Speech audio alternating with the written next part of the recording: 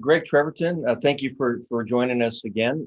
You've been to a number of these town halls, and certainly delighted that you agreed to speak at this town hall, particularly on the role of water and security as a geopolitical issue. I know when you chaired the national the NIC, I believe that one of the major studies was on the implication of U.S. national security, anticipated climate change. So if you could tell us a little bit about that, over to you. Great. Well, thank you. It's a pleasure to be here. A pleasure to be here with Susan and Chris.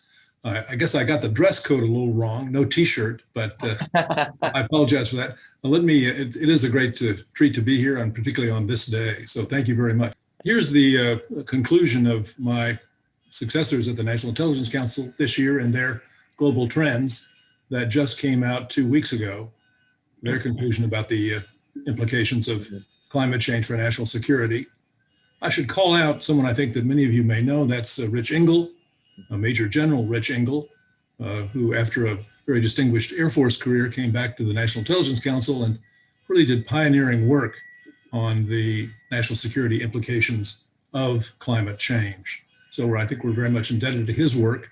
I've been struck through the years by how serious and early the military was into the issue of climate change because they had to deal with its consequences. They knew they were going to have to fly or transport relief supplies to places that were hit by extreme weather events. They knew they were going to have to worry about their bases and other people's bases because of sea level rise. So they've been very much at the forefront, I think, of trying to think about the national security implications of climate change. First, a few of the basics. These, I think, are known to all of us on the call. It's sometimes said that the scientists disagree, and they do disagree about some things, but if you look at these projections of temperature going back into the 19th century, not a lot of difference among the 4 or 5 different estimates, and all going in the same direction, that is up. Now we know that any particular time series change in temperature is not necessarily indicative of climate change, but this has been this is a 100-year increase in time in temperature. Who are the villains? These are the top emitters of carbon dioxide. We know them. It's China, us, and the European Union. On down from there. Who are the victims? The victims we know are the poor countries, most of whom didn't do much to cause warming. Were poor enough so they didn't emit much carbon. So the losers will be, you see here, the Middle East, Africa, and Latin America. The richer countries will do better. So one of the great ironies, it seems to me, of climate change is it hits first those that did least to make it happen. How bad can it get? Well, you can see, if depending on how we act, how bad it could get. Notice that none of these projections keeps us to the Paris goal of 2 degrees Celsius in rise, and they do contemplate those up to over 4 degrees, which I think most scientists think would be really pretty disastrous for the planet, and especially for humans on the planet. I find it useful to think of the national security implications in a few different buckets. Most of the national security implications for the United States will be, at least in the next years, indirect. They won't affect us directly. They'll affect places and allies we care about. We'll have plenty of effects at home, mostly economic, but most of the national security implications, not all, will be ones that affect our friends and allies and places we care about. Extreme weather events is an example. We know that there'll be more and more of those. We've already seen more and more. Those will mostly be humanitarian issues for the United States. We'll end up taking relief supplies and trying to help people who are suffering from them, but they're not just humanitarian. If you think about Central America, the hurricanes in Central America, several once-in-a-century hurricanes in 2 or 3 years, plus the drought on the Central Highlands and Western Highlands in Guatemala has been one of the factors that's pushed Central Americans toward the United States. So extreme weather events, mostly humanitarian, but not just. Chris talked a lot about water, but one of the big implications of climate change is more desertification, water scarcities in many places. People will move, in search of arable land and water. They'll often, unfortunately, wind up in places where they're not welcome or where they're not sustainable. Already we know lots of conflict, particularly in Africa, is really about arable land and water. In the Middle East, Chris mentioned Syria. The Darfur conflict in Africa is almost entirely, ultimately, about water. Sea level rise is the third big effect. There, again, it's something that will affect mostly others, but not just. Already, the people in the Navy are worried about what happens to the Norfolk complexes, very low-lying area that's bound to be affected relatively soon by sea level rise. More generally, I suppose Bangladesh is the poster child for low-lying danger. It's been out of the headlines, it's been quite a success story. Much of the textile industry that was in China has moved to Bangladesh.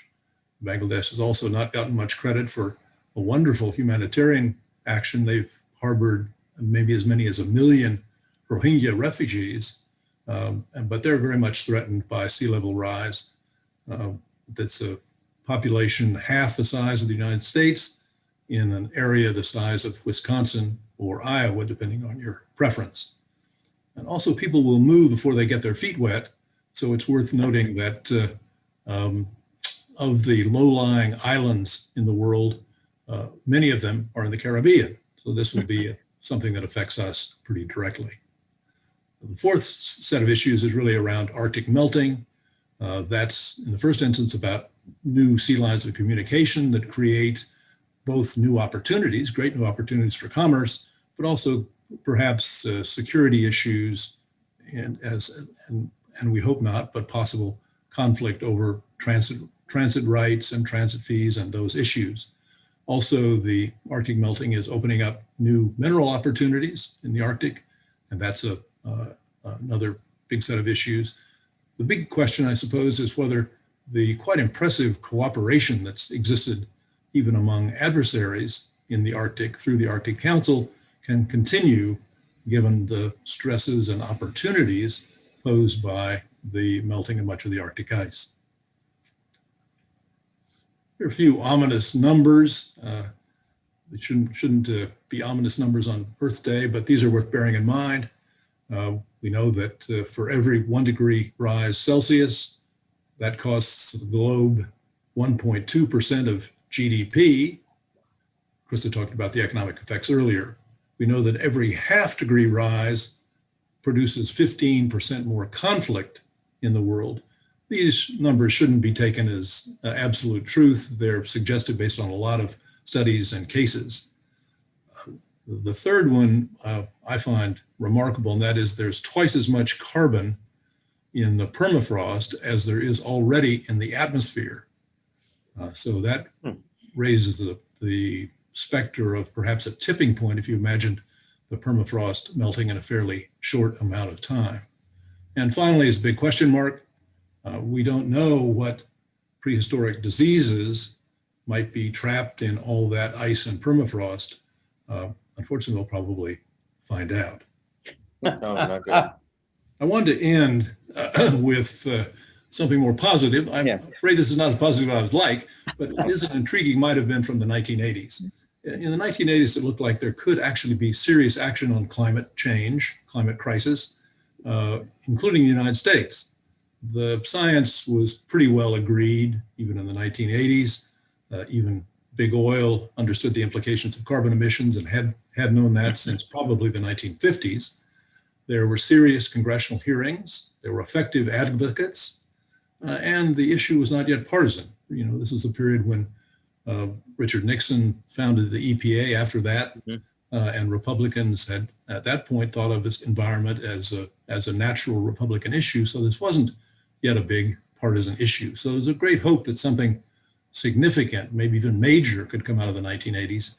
It didn't, as we know. The reasons are not entirely clear. Here are the ones that strike me. One is the scientists, being scientists, were careful. So they were cautious about their judgments. They were very aware of the uncertainties, the long time lags. So they were perhaps a little bit too careful in getting the message out. There was a National Academy of Sciences panel in 1983 that said all of the appropriate things, but it got billed as a caution. So not don't panic, caution. Wasn't an alarm bell being sounded. Big Oil, I think, came to understand that this was probably aimed at it and was going to affect its business pretty dramatically. Equally important, this was the beginning of the period of Mr. Reagan and deregulation, when all regulation was suspect, and the idea of having big new regulations to do something about climate was increasingly unlikely to happen. There were great hopes among the advocates that they could build on the 1987 Montreal Protocol on the ozone layer. They hoped that they could sort of piggyback on that success and reach a success on climate. Well, it turned out that climate was not the same as the ozone layer, I think for one big economic reason.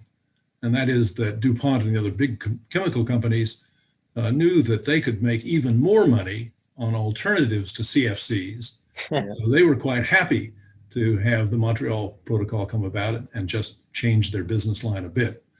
Climate obviously was much more complicated, and as a result, we had the 1989 meeting of the IPCC, which was didn't produce much by way of interesting success. But maybe this suggests that at least something is possible. I'm glad you're able to end this on at least a slightly positive note, Greg. Not very positive. Here's a small commercial message from my new think tank, the Global Technopolitics Forum. So. All right, fantastic. So if you can also stay on, that'd be great. I know there's a bunch of questions. We really appreciate that. Sure. This is some very sobering news for all of us.